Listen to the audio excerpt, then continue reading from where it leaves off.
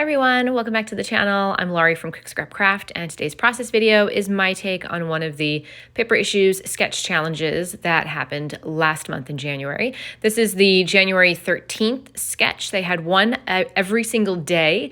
I didn't complete all of them. There were a couple that I really wanted to do, but I just didn't have the right photos to go with the papers that I wanted to use, so I'm going to save those for another time. But it was a really great way to get a lot of stuff scrapbooked, and you're going to see everything that I created, the stuff that had process videos and the stuff that didn't, in an upcoming layout share video. So make sure that you're subscribed to the channel if you haven't done that already, so you don't miss out on that. If you're already a subscriber, thanks so much for coming back and watching this video. And I hope that you leave a comment down below just to say hi, let me know you're here, or as you're watching, if you have any questions about anything, let me know and I will be happy to answer and help you out. So for this one, I really liked this sketch. It was designed by Kim Jenkins, who's on the Paper Issues design team. It's very simple, but I feel like you could do a lot of different things with it. So it's got one vertical photo. I'm going to be using a horizontal photo, and I'm really glad that I had these fall-themed pattern papers in my January haul, because I actually made this last month, but you're just now seeing it now. I'm glad I had these fall things, because the photo I chose was an older one of my daughter and I at the local farm. She went there for a kindergarten field trip and I got to go too. And so they took a picture of the two of us at the photo station thing, the photo backdrop. And it went into her kindergarten portfolio, but I kind of took all that apart, and I have been scrapbooking the photos that were in there to put into my own school days album that I am creating. So this is one of those photos, and like I said, it's horizontal, but I'm not going to change the orientation of the paper strips. You could just flip this whole layout on its side and do it that way, but I'm going to do a horizontal photo with the horizontal paper strips. And I'm also doing a little border with that striped paper, and then putting my Basil Basics, I can't remember the color of this, it's a sort of a cream color. I'm putting that cream color cardstock on top. And I did gut the striped paper so that I can use that square for something else. I don't like to waste the pattern paper, especially for all you're going to see is that little frame that goes around. So that's going into my scrap bag, and I will probably, you might even see me use it really soon in an upcoming layout,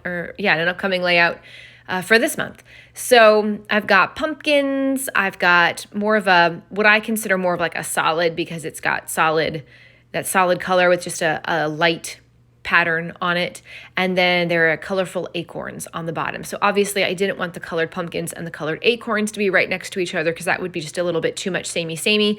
So the strip in the middle is kind of separating them and breaking that up. And I'm also going to offset the one in the middle. It's going to stick out a little bit more than the top and bottom one. I just kind of like that for visual interest.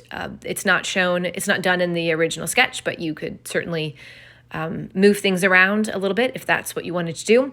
I'm going to ink the edges of all of these paper strips. I believe I cut them to 3 inches top to bottom. So if you are, considering doing this yourself, that's a measurement that you could start with. You could do smaller ones and do more than 3 going up and down. Or you could do bigger ones if you really, really wanted to, and that would be an interesting thing to see how that works. Now, my paper strips go off the page. The original sketch did not have that. Everything was within the frame.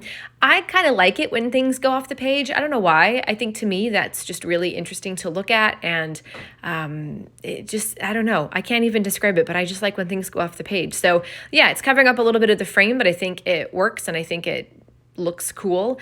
And then here's my photo that I'm putting down here.